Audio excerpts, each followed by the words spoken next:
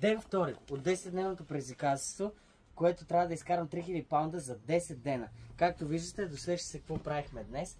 Останете с нас, за да видите колко пари сме изкарали и дали има бакшиши.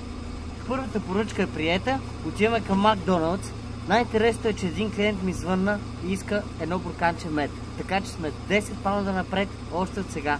Отиваме първо до клиента да оставаме дъх, след това отиваме да почваме с поръчките. Следете ни да видим колко пари ще изкараме.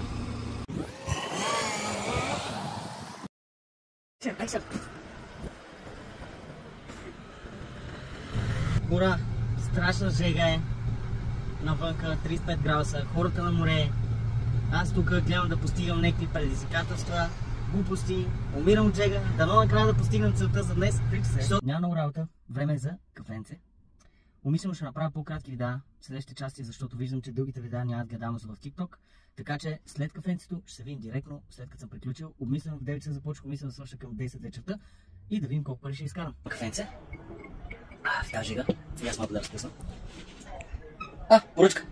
Време да тръгвам.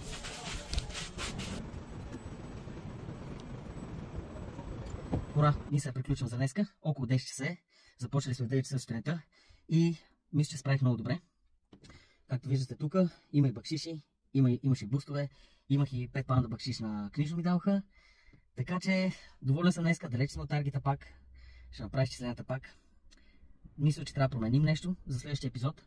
Трябва нещо да се измисли, защото сме далеч от таргета тия 2 дена. Ще помисля. Моля ви, коментирайте вие в коментарите, дайте някакви съвети, ако и вие сте правили повече пари за един ден, някакси с работа, с нещо друго. Просто ми кажете как, за да мога да приложа в това предизвикателство и да успеем. Моля ви, последвайте ме и до следващия епизод.